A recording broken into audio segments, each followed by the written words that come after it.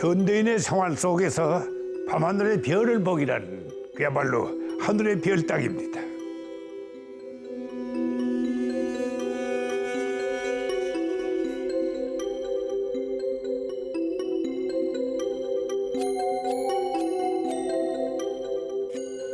불야성을 이룬다는 말처럼 태양이 진 후에도 화려한 불빛들이 이 도시를 대낮처럼 밝히기 때문입니다.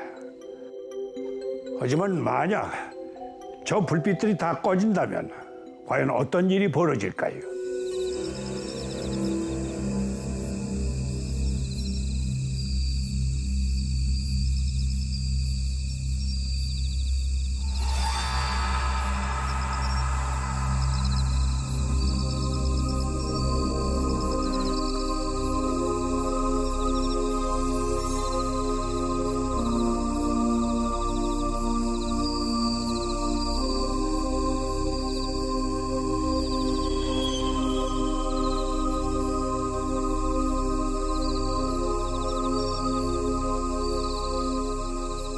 정말 아름답습니다.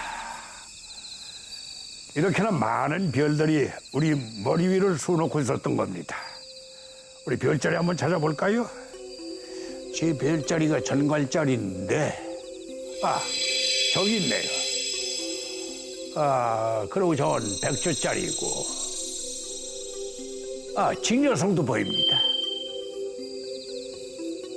그런데 620년 전 조선의 별자리는 오늘날 우리가 알고 있는 서양의 별자리와는 전혀 다른 구조로 배치됐다고 합니다. 바로 여기에 그 단서가 있습니다.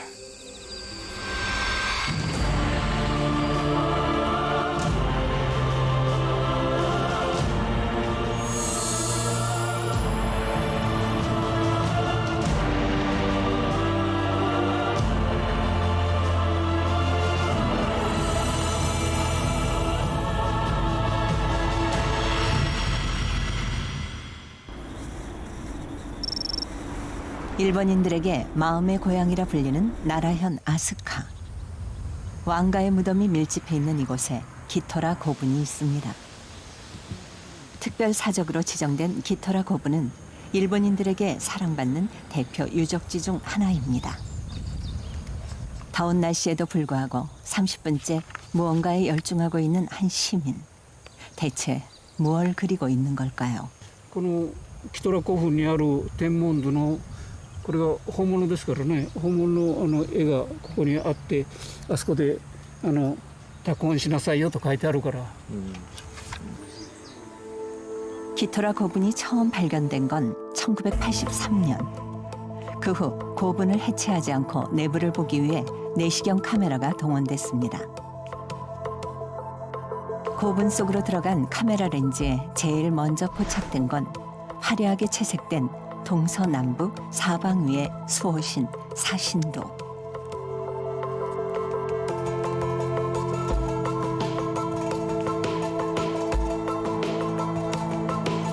그리고 그 위로는 천장을 가득 채운 동그란 형태의 천문도가 나타났습니다.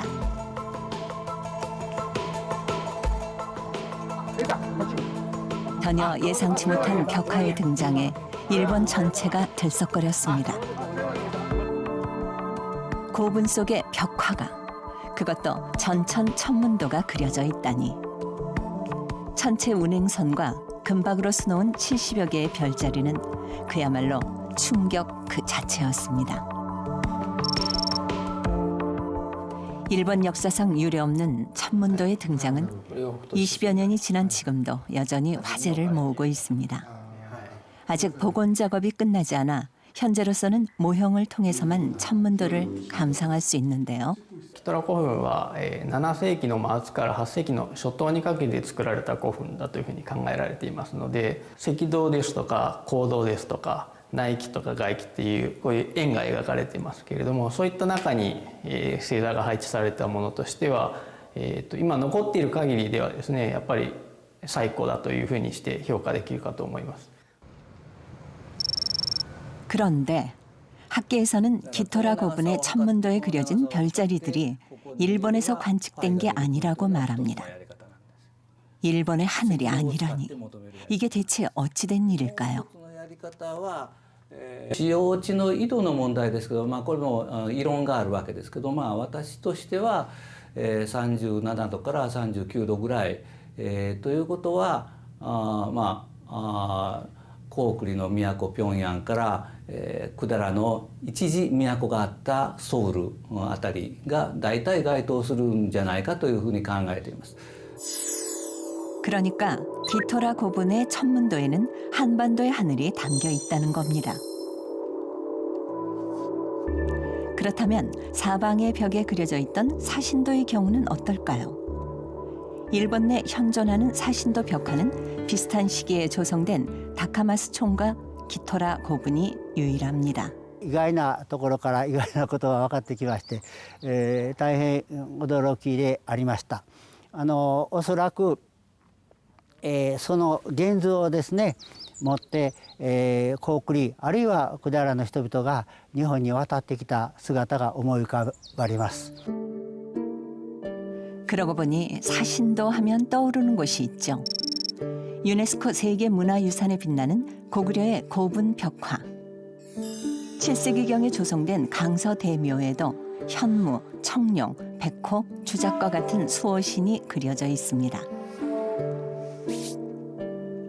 기토라 고분의 사신도와 비교해 본다면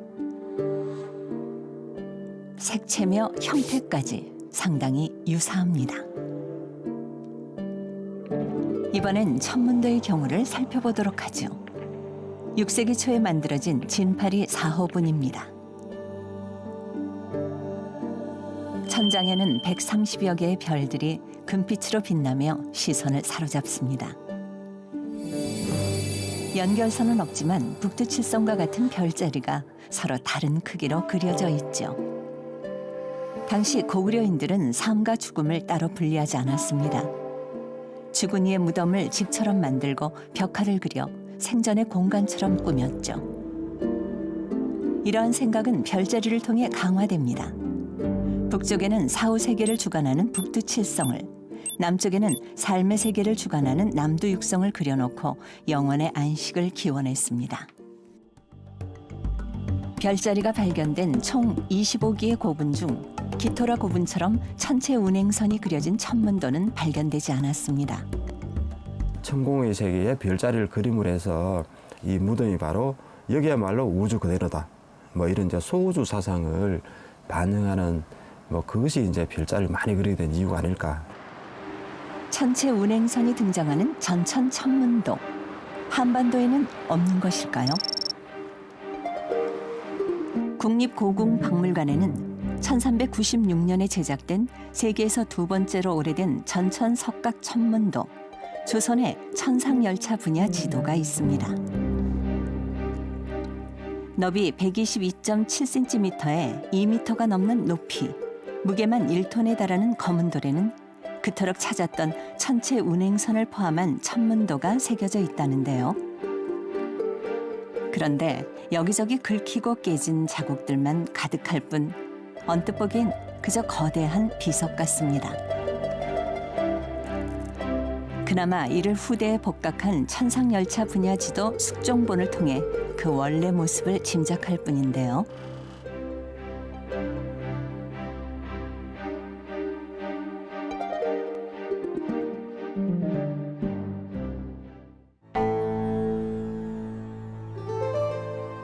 천상열차 분야 지도가 후손들에게 그 모습을 드러낸 건 1960년대. 창경궁 명정전 뒤 추녀 밑에서 발견됐는데요. 당시 고궁으로 소풍 나온 사람들이 그 위에 앉아 도시락을 먹기도 하고 아이들은 모래를 뿌리며 놀이판으로 삼고 있었다고 합니다. 그야말로 아무렇게나 방치되어 있었던 거죠.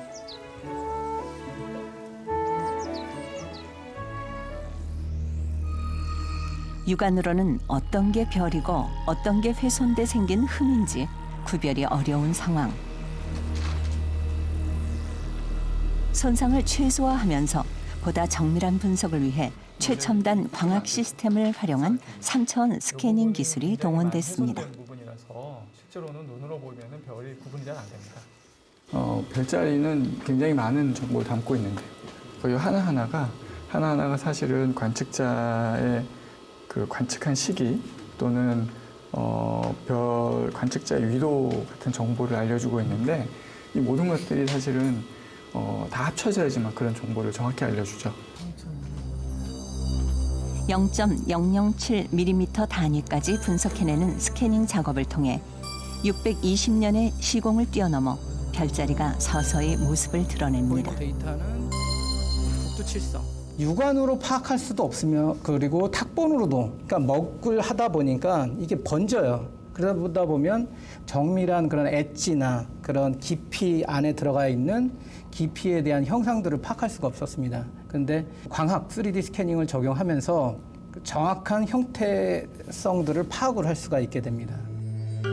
스캐닝 결과 천상열차 분야 지도에 새겨진 별은 총 1,467개, 별자리는 280개로 확인되었습니다. 디지털화된 자료를 토대로 별자리의 관측 시기를 측정해 보기로 했는데요. 현대식 계산을 적용하자 흥미로운 연구 결과가 나왔습니다. 안쪽은 일직선에 굉장히 잘 모여 있는 것을 보여줍니다. 천상열차 분야 지도에 그려진 별은 대략 2시기에 걸쳐서 그려진 것으로 확인되었습니다. 북극성 근처에 있는 별들은 태조 때인 약 1400년경의 별자리를 나타내고 있고요. 그 다음에 그 바깥쪽에 있는 별들은 약 서기 1세기경의 별자리를 나타내고 있는데 이것은 천상열차 분야 지도의 아래 설명문에도 나와 있듯이 시간이 많이 지나서 별의 위치를 고쳐서 새겼다는 내용과도 일치합니다. 정말 그럴까요? 천상열차 분야 지도의 도설, 즉 설명문엔 이렇게 적혀 있습니다. 옛 천문도의 중성을 고쳐서 돌에 새기게 되었다. 지구의 자전축은 약 26,000년을 주기로 팽이처럼 한 바퀴를 도는데 별 역시 북극을 중심으로 회전을 하게 됩니다. 이걸 세차운동이라고 하는데요. 북극에 북극성이 있다고 할 때 연도에 따라 위치가 달라지는 걸 확인할 수 있습니다. 참 신기하죠? 바로 이런 현상 때문에 24절기의 기준이 되는 중성기를 고쳤다는 겁니다. 천상열차 분야 지도란 하늘의 별자리를 12차와 분야에 맞춰 차례로 배열한 천문도라는 뜻입니다. 독특한 이름만큼이나 여기엔 최첨단 과학 원리가 숨겨져 있습니다. 먼저 지름 76cm의 큰 원입니다. 이 원 둘레는 1년의 길이를 상징하는데 365.25도로 나누어 총 365개의 눈금을 새겨 넣었습니다. 오늘날 1년을 365일로 보는 것과 크게 다르지 않습니다. 좀 더 자세히 볼까요? 이 한가운데 있는 원은 북극점을 중심으로 한 중원입니다. 여기 별자리는 1년 내내 볼 수 있죠. 그리고 그 밖으로는 계절에 따라 달라진 별들을 담았습니다. 위도의 기준이 되는 적도를 그려 넣었고 당시엔 지구가 우주의 중심이라고 생각했기 때문에 태양이 1년에 지구를 한 바퀴 도는 길을 따라 황도를 새겨 넣었습니다. 적도와 황도가 만나는 지점이 춘분점, 추분점이 되는 겁니다. 마지막으로 은하수도 잊지 않았습니다.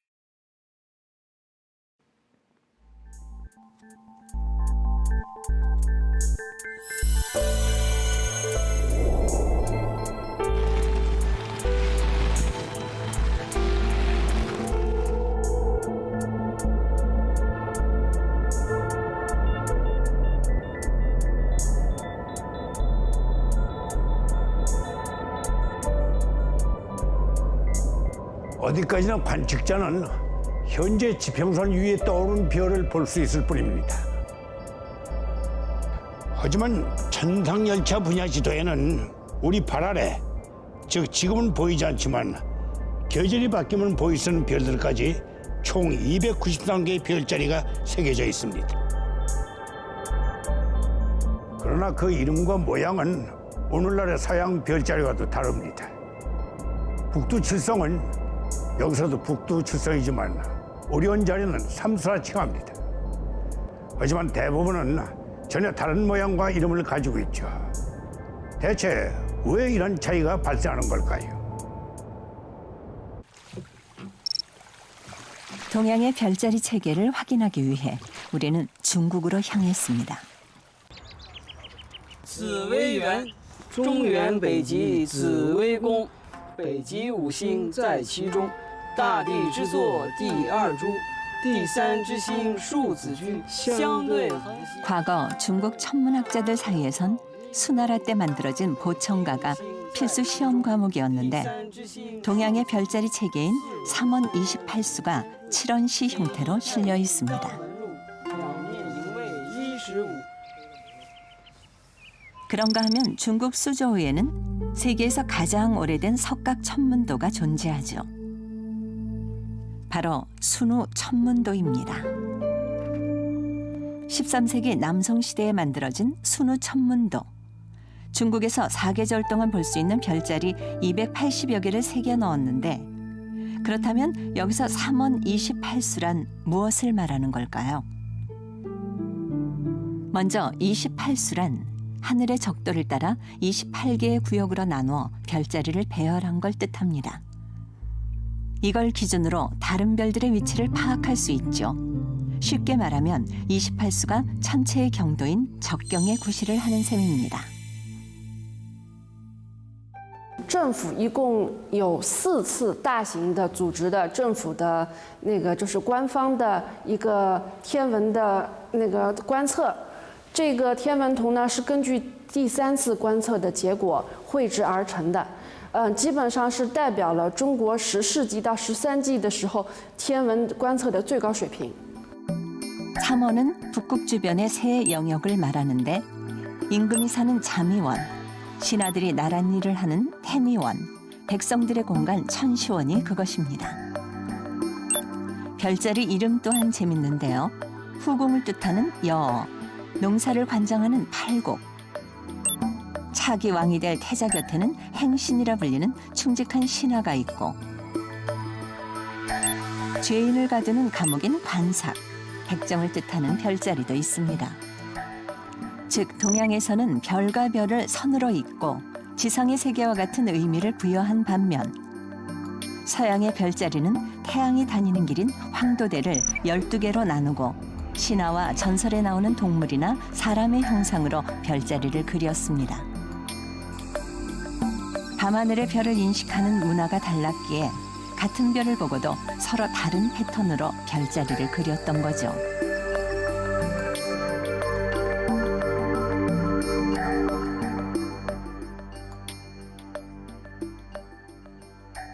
천상열차 분야 지도에도 3원 28수 체계에 따라 별자리가 분포되어 있습니다.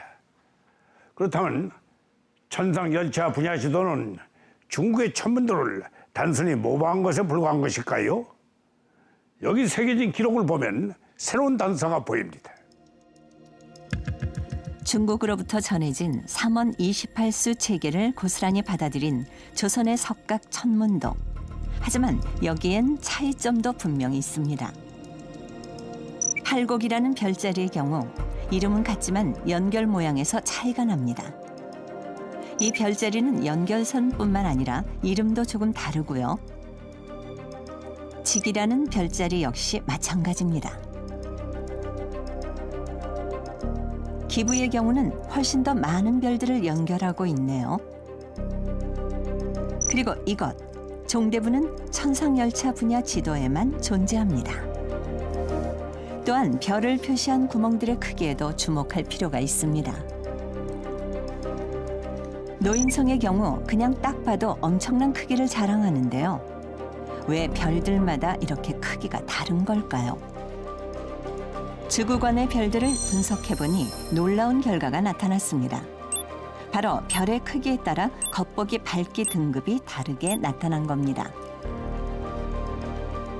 이 천문도라고 하는 것이 하루아침에 만들어지는 것이 아니고 기존의 천문도들에다가 현재 관측된 정보를 넣어서 수정해가면서 그 천문도를 만들기 때문에 오래된 그런 관측 자료라든가 천문도라든가 이런 것들이 당연히 필요하죠. 모본이 되는 옛 천문도의 존재, 도설엔 이런 내용이 실려 있습니다. 천문도 석본이 옛날 평양성에 있었는데 병란 때 강에 빠뜨려 잃어버렸다.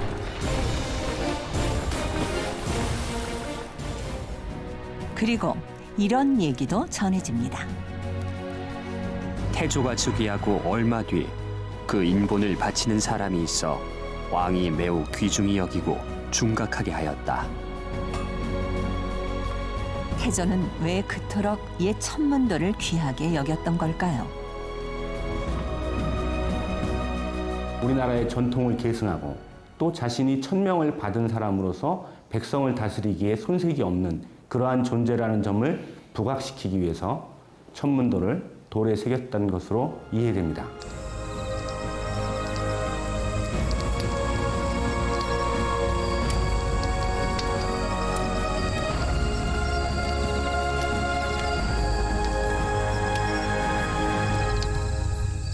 지금 저 별은 조선의 남쪽 밤하늘을 밝히던 노인성이라는 별입니다. 겨울철이면 제주도에서 볼 수 있는데 오늘날 마이너스 0.72 등급에 해당하는 여전히 밝은 별입니다. 현대 천문학자들은 천상열차 분야지도에 새겨진 노인성을 비롯해 외계에 있는 별들의 경우 BC 1세기부터 AD 1세기경에 관측된 걸로 보기도 합니다. 별자리를 구현하는 방식에 있어서도 중국의 천문도와는 달랐죠. 천상열차 분야 지도. 그 안에는 전통적으로 전해 내려오는 우리 고유의 천문 지식이 흐르고 있었던 겁니다.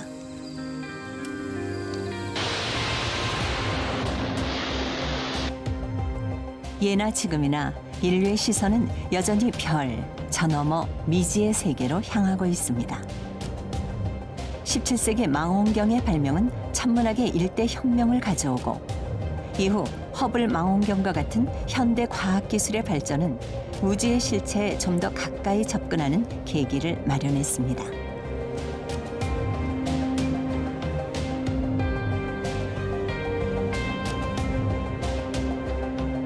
우주에 대한 인간의 끝없는 관심과 의문이야말로 천문학 발전의 원동력이었죠. 덕분에 현재 우리가 아는 우주는 과거보다 크게 확대되었습니다.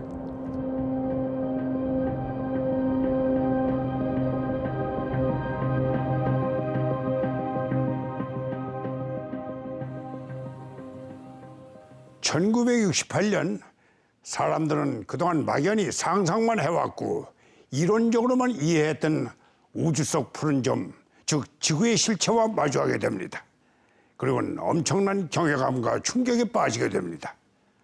그렇다면 우주선이나 이 망원경이 없던 보다 먼 시절 사람들은 어떻게 별을 관측하고 그걸 통해 무엇을 보고자 했던 것일까요?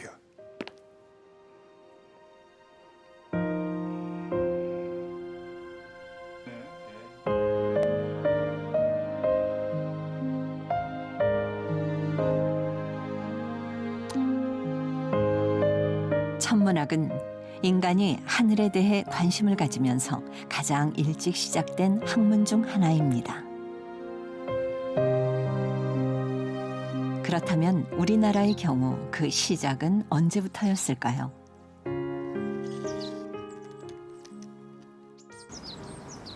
대구의 한 공원에 자리한 고인돌을 찾았습니다.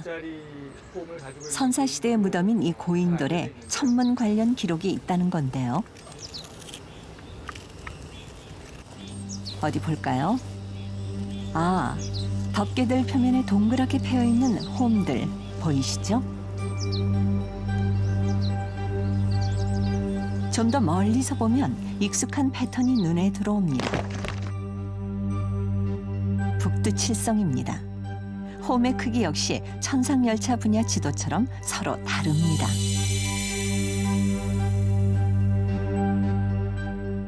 조선시대까지 이어진 우리 전통 천문학, 별자리 체계가 고구려 시대 때의 중국의 영향을 받긴 했지만 우리의 고유한 것들이 이 청동기 시대부터 이어진다는 것을 알 수가 있습니다. 고인돌에서 시작된 천문 관련 기록은 고대 국가의 등장과 함께 보다 정확하고 세밀해집니다. 서양에서는 14세기 이후에나 발견됐던 흑점이 신라시대에 이미 관측이 된 걸 알 수 있습니다. 그렇다면 다음 기록은 어떤 현상을 말할까요? 밤의 명주 같은 흰 기운이 하늘을 가로질렀는데 잠깐 사이에 붉은 요기로 변하였다. 바로 오로라입니다. 극지방에서나 보이는 오로라를 한반도에서 봤다니 사실일까요? 오로라는 보통 지구 자기 북극이나 남극 근처에서 관측이 주로 되는데요. 이 자기 북극은 지구 북극하고 다르게 그 이동 방향을 예측할 수가 없습니다.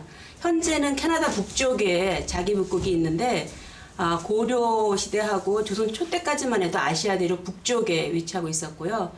이것은 뭘 의미하느냐면은 지금보다 더 자기 북극이 가까웠고 또 오로라 관측이 지금보다 더 쉬웠다라고 하는 것을 의미합니다. 오로라는 태양의 활동과 관련이 깊습니다.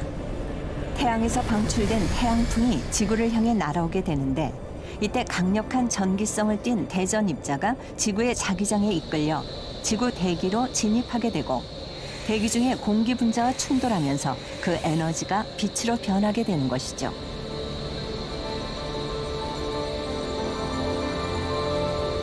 바로 자기장을 따라 북극과 남극 주변으로 오로라가 생성되는 겁니다.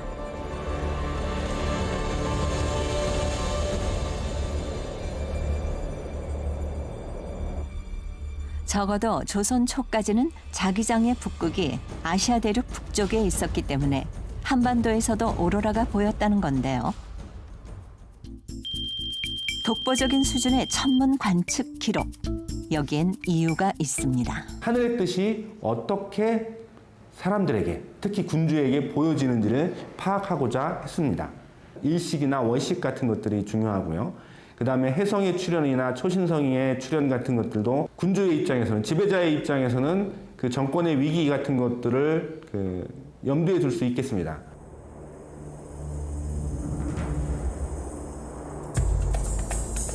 중국과 한반도를 중심으로 동아시아의 천문학이 꽃을 피울 때 멀리 서구에서는 이슬람 천문학이 황금기를 맞았습니다.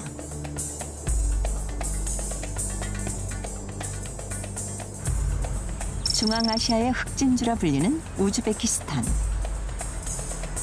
고대 동서양을 잇는 실크로드의 중심지로 유목민족의 삶과 이슬람 문화가 공존하고 있죠. 우즈베키스탄에서 두 번째로 큰 도시이자 과거 티무르 제국의 수도였던 사마르칸트. 2001년 유네스코 세계문화유산으로 지정되면서 관광 명소로 인기를 끌고 있는데요. 동방의 로마, 실크로드의 심장부, 수많은 수식어를 간직한 도시 사마르칸트. 아프라시압 궁전 벽화에는 7세기경 사마르칸트를 방문한 외교 사절단이 그려져 있습니다. 여기엔 조우관을 쓴 고구려 사신들도 그려져 있는데요.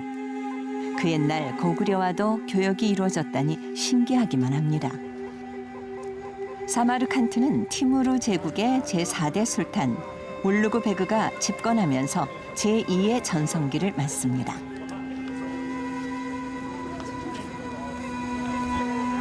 특히 천문학의 도시로 거듭나게 되는데요. 역사상 4대 천문대 중 하나로 손꼽히는 울루그 베그 천문대.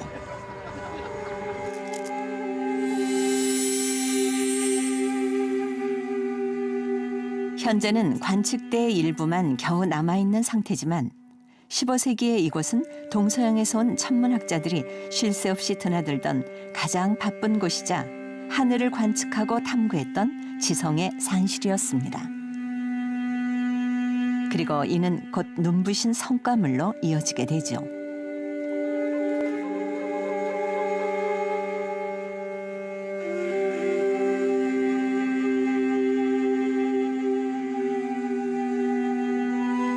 관측 기록을 토대로 1337년 992개의 별의 위치를 밝힌 지디 술탄이라는 천문표를 만들게 된 것입니다.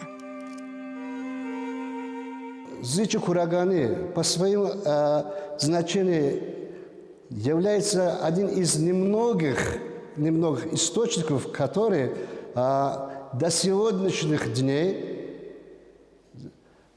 по летоисчислению отличается от самых точных астрономических наук не более минуты расхождения.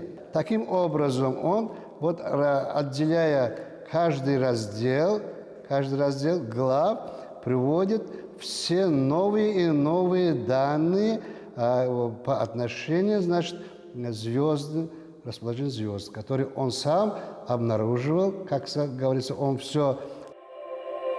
1년을 365일 6시간 10분 8초로 계산할 정도로 높은 수준을 자랑했던 사마르칸트의 이슬람 천문학.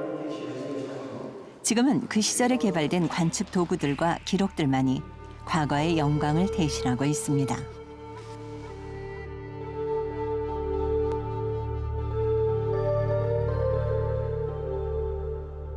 그런데 박물관을 보던 중 우리는 뜻밖의 전시물과 마주했습니다. 이게 뭔지 아시겠나요? 천상열차 분야 지도입니다. 게다가 설명문에는 세종의 이름도 언급이 돼 있는데요. 이게 대체 어떻게 된 사연일까요?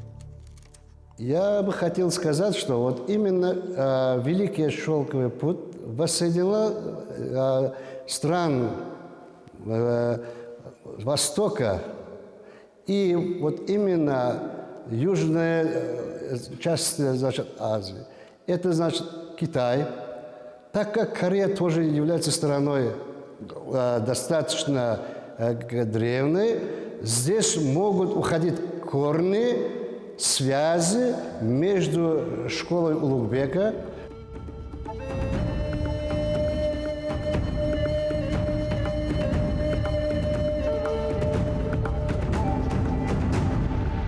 이영만리 사마르칸트에서 마주친 세종과 천상열차 분야 지도. 당대 사마르칸트와 조선 사이에 어떤 접점이 있었는지는 알 수 없습니다.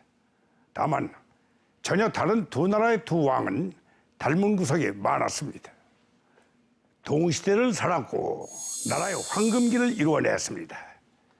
특히 울루그베그가 이슬람 천문학의 꽃을 피울 때 세종 역시 조선에서 찬란한 과학 문명의 유산을 남깁니다. 그런데 여기 주목해야 할 기록이 있습니다.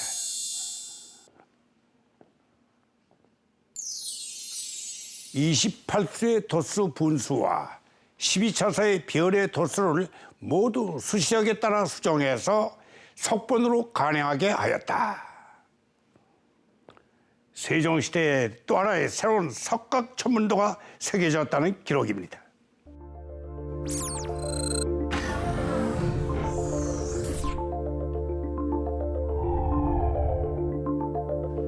현재 전해진 석각 천문도는 태조대의 천상열차 분야 지도와 숙종대에 그걸 다시 복각한 것밖에 없습니다. 그런데 이 사이에 세종대의 석각 천문도가 있었다는 거죠. 하지만 아쉽게도 그 실체는 어디에서도 확인되지 않고 있습니다. 과연 세종대에 만들어진 석각 천문도는 어디로 사라졌으며 여기에는 어떤 진실이 숨어 있는 걸까요?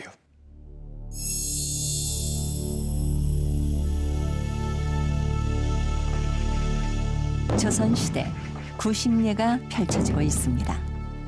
해가 달에 가려지는 일식 현상에 맞춰 제를 올리는 건데요. 당시 해는 왕의 상징, 일식은 흉조였습니다.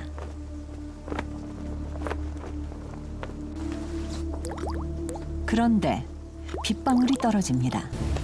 일식 예보가 잘못된 거죠. 이상적인 성인 군주가 되기 위해서 중요한 일 중에 하나가 정확한 역법을 제정해서 사람들에게 알려주는, 정확한 시간을 알려주는 일일 텐데요. 그것은 한편으로는 당시 사용되고 있던 역법이었던 수시력을 조선의 천문학자들이 제대로 이해하지 못하고 있었던 그런 결과이기도 하고요. 또 하나는 중국을 기준으로 만든 역법이 한양 우리나라에서 정확하게 맞을 리는 없었던 거죠. 이러한 문제를 조선의 임금 세종은 누구보다 적극적으로 해결하고자 했습니다. 이른바 천문 프로젝트를 실시한 건데요. 세종 영릉에 조성된 다양한 천문 관측 기구들은 당시 천문 사업이 얼마나 치열했고 엄청났는지를 보여줍니다. 우선 조선에 맞는 시간, 달력을 만들기 위해 기존의 역법들부터 분석해야 했습니다. 역법이란 해, 달, 오행성의 움직임을 예측하는 데 필요한 계산법인데요.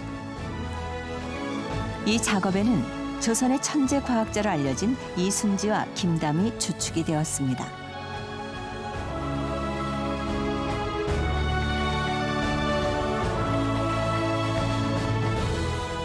이순지와 김담은 당시 최신식 역법이었던 중국의 수시력 체계를 분석하는 한편 1월 오행성 계산이 가장 정확하다고 알려진 이슬람의 역법, 회해력 또한 연구했습니다.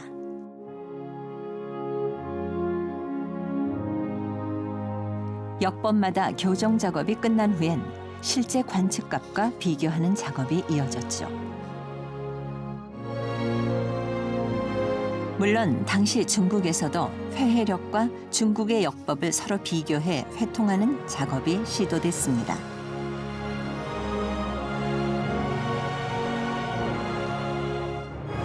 하지만 이들은 곧 오류에 부딪혔고 그 오류를 풀어낸 건 다름 아닌 조선의 학자들이었는데요. 대체 뭐가 문제였던 걸까요? 회해력은 모든 계산표가 태음력에 따라 만들어지는데 계산의 기준점이 되는 횟수, 즉 여권을 중국 여권으로부터 786년 떨어진 622년으로 삼고 있습니다. 하지만 중국의 역관들은 이걸 태양력으로 계산해 중국 여권으로부터 786년 떨어진 해 599년이 회해력의 여권이라고 봤던 거죠. 계산 기점이 다르니 날짜 환산 역시 하나도 맞지 않았습니다.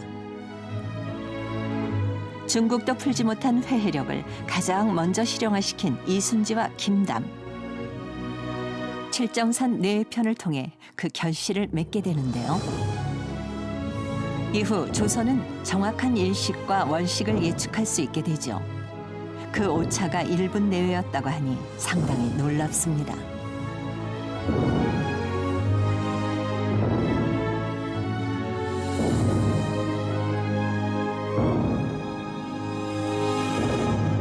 조선에 맞는 시각, 조선에 맞는 데이터를 가지고 전통적인 역법을 만드는 방법, 그 중에서 가장 우수한 방법으로 만들었다는 점에서는 우리가 조선의 독자적인 또는 고유한 역법 체계다.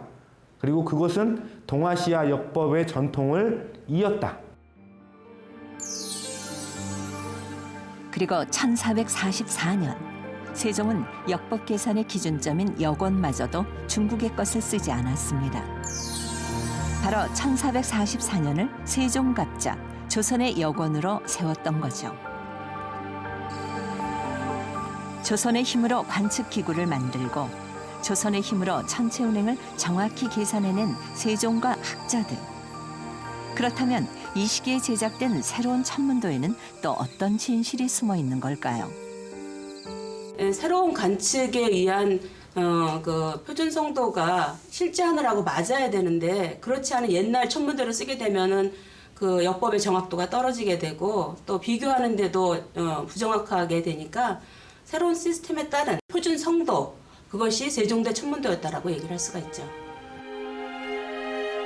전통시대, 왕은 하늘의 대리인으로서 하늘을 끊임없이 관찰하고 그 뜻을 헤아리려 했습니다.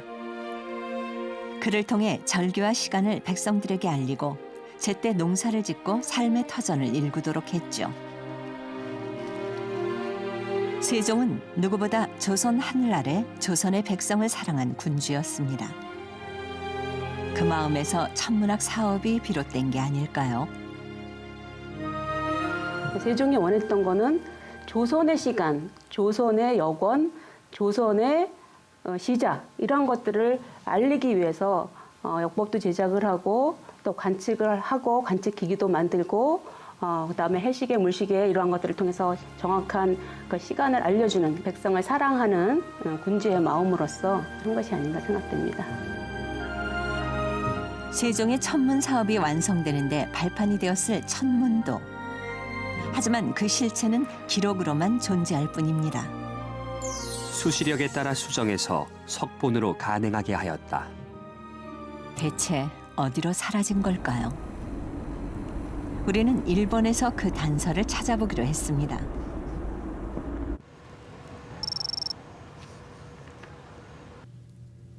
도시샤 대학의 미야지마 교수. 제작진에게 한 장의 천문도를 조심스럽게 공개했는데요.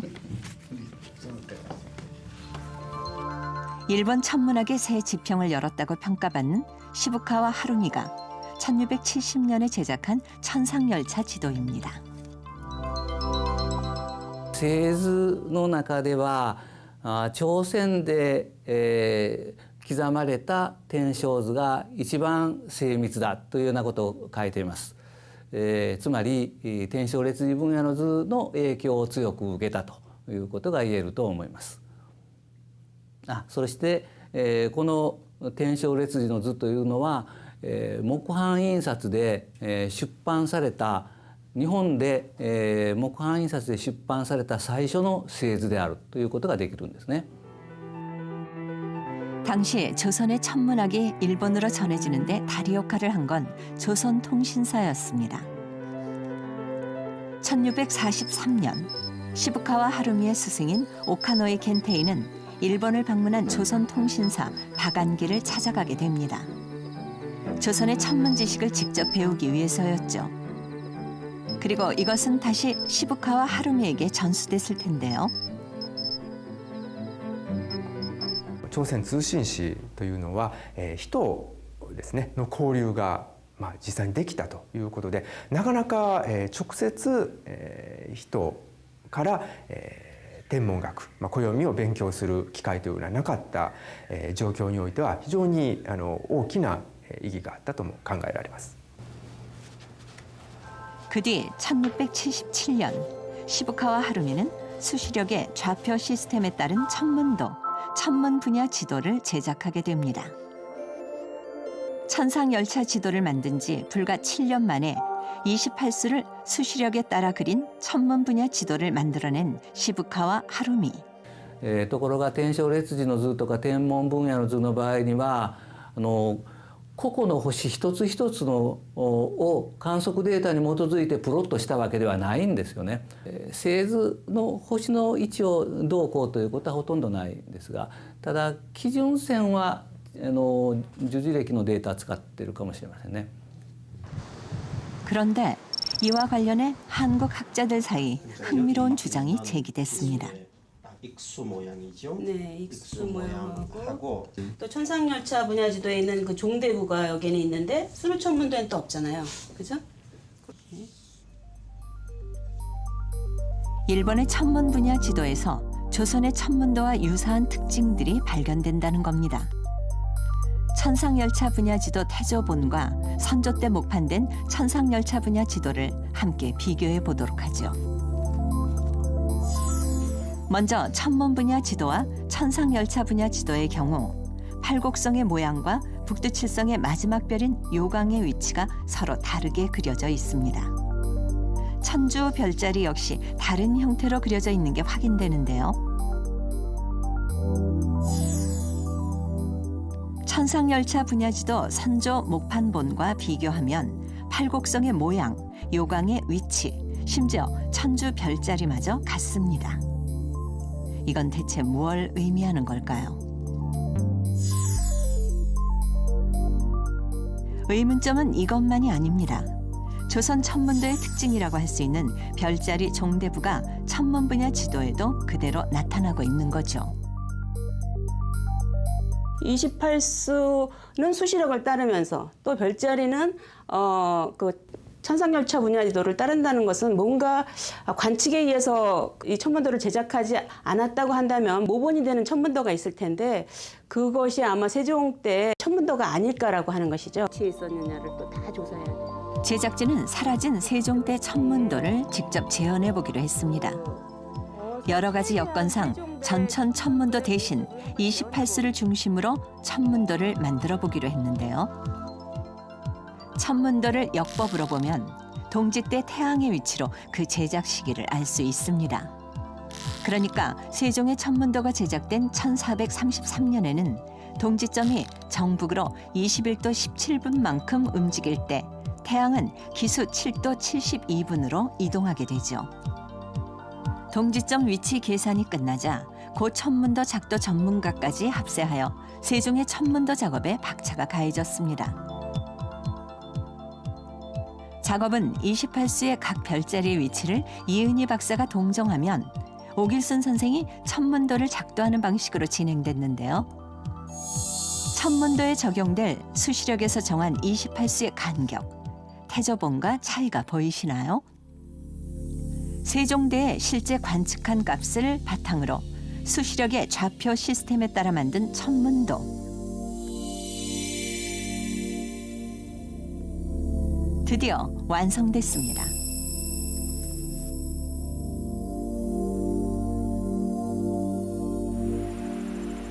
최첨단 과학 시대를 살아가는 현대인들이지만 여전히 별은 관찰의 대상이고 동경의 대상입니다.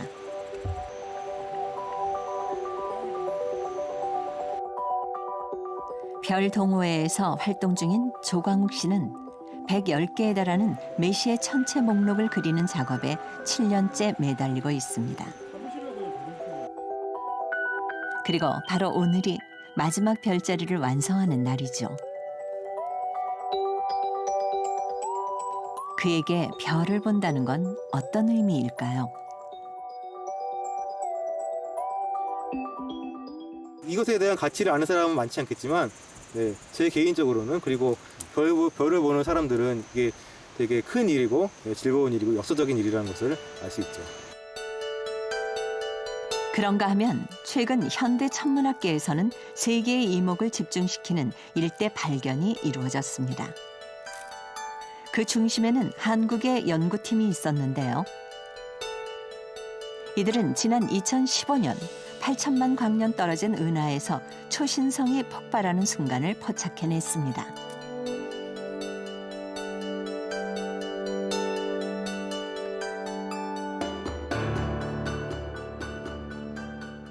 저희들은 초신성 폭발 순간에 섬광 현상이라는 것을 갖다가 포착을 함으로써 이것이 이 제1A형 초신성이라는 것이 백색 외성과 보톤별과의 상호작용으로 그것 때문에 이제 터지는 그런 것이다라는 것을 갖다가 세계 최초로 이제 보여줬다는 의미에서 이제 중요하다고 할 수 있겠습니다. 별의 마지막 진화 단계 초신성. 특히 최대 밝기가 일정한 제1A형 초신성의 경우 보통 2개의 별이 함께 있다가 폭발하게 되는데 백색 외성의 동반성이 태양만한 별일 수 있다는 가설을 세계 최초로 규명하게 된 거죠. 최근 임 교수가 관심을 갖고 보는 건 조선 왕조 실록에 기록된 천체 기록입니다. 1604년에 폭발이 관측됐던 케플러 초신성. 밤 일경에 객성이 미수십도에 위치해 있었는데 북극성과는 110도에 위치했다. 형체는 세성보다 작고 황적색이었으며 동요하였다. 초신성의 초기 광도 곡선이라는 것을 분석함으로써 이 초신성은 어떤 별이 폭발해서 생긴 것인가라는 그런 단서까지도 얻을 수 있는 그런 기준한 재료를 갖다 제공하고 있습니다. 유럽 기록과 달리 꼼꼼하게 관측된 실록의 방대한 기록 덕분에 케플러 초신성의 유형을 알 수 있다는 겁니다. 큰 망원경은 더 멀리 있는, 더 오래전의 우주의 모습을 보기 위한 것인데요. 우리나라에는 오래된 과거의 기록이 있는데요. 이 기록들은 바로 과거를 들여다보는 우리에게는 또 하나의 큰 망원경이 될 수 있습니다. 현대 천문학 연구에서 망원경은 필수 연구 장비라 할 수 있습니다. 최근 우리나라는 미국, 호주, 브라질 등 공동으로 추진되고 있는 거대 마젤란 망원경 프로젝트에 참가하게 됐는데요. 거대 마젤란 망원경이란 지름 25m가 넘는 주 반사경을 갖춘 차세대 초거대 망원경을 말합니다. 이 망원경이 설치될 경우 허블 망원경보다 100배 더 어두운 천체를 볼 수 있게 되는데요. 여기엔 아주 특별한 목적이 있습니다. 요즘 이제 우주의 나이가 한 137억 광년 이렇게 얘기를 하는데 허블 망원경으로 찍은 굉장히 어두운 우주, 가장 멀리 있는 우주가 한 100억 광년이 좀 더 되는 것 같아요. 근데 GMT 망원경에 그 여러 가지 뭐 과학적인 연구 목표가 있을 거잖아요. 그 중에 하나가 뭔가 하면 퍼스트 스타예요. 첫 번째 별. 첫 번째 별이란 무엇이냐? 이 우주가 생겨나고 난 다음에 처음으로 생겨난 별. 그것을 관측하겠다는 거죠. 태고의 신비, 수많은 수수께끼를 간직하고 있는 별들. 과학이 발달할수록 인류는 새로운 우주 시대를 맞이하게 될 것입니다. 그리고 오랜 세월 축적되어 온 우리의 천문 유산은 그 길로 가는 또 다른 통로가 되어줄 것입니다.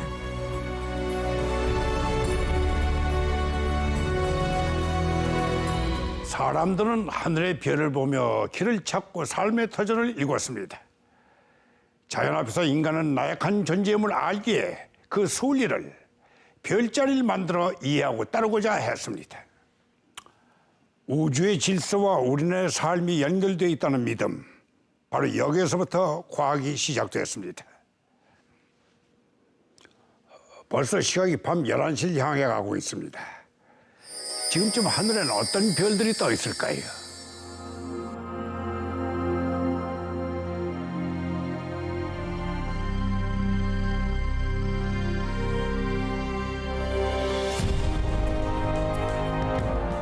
깊어가는 여름밤, 밤하늘을 쳐다보면서 여러분만의 별자리를 한번 찾아보시는 건 어떻습니까?